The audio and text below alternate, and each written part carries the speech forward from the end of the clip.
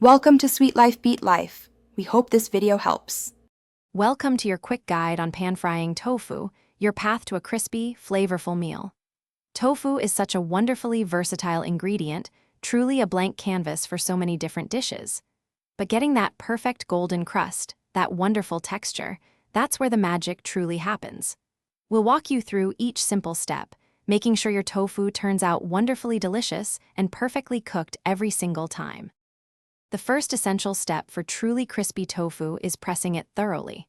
Removing that extra water from the block makes a huge difference in texture and allows it to brown beautifully.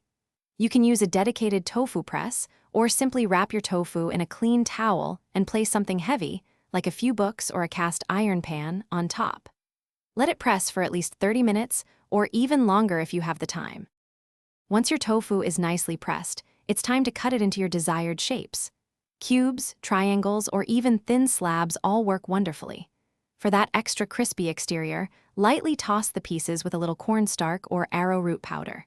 Then, season generously with salt, pepper, garlic powder, onion powder, or any of your favorite spices. This step is where you really build the flavor profile of your finished dish. Now for the actual cooking. Heat a non-stick pan or a well-seasoned cast iron skillet over medium-high heat.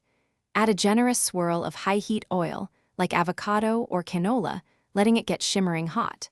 Carefully place your seasoned tofu pieces into the hot pan in a single layer, making sure not to overcrowd them. Let each side cook undisturbed for about 3 to 5 minutes until it turns beautifully golden brown and firm.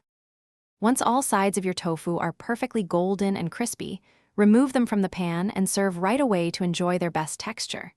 This delicious crispy tofu is fantastic in stir-fries, on top of salads, or even as a simple, high-protein snack dipped in your favorite sauce.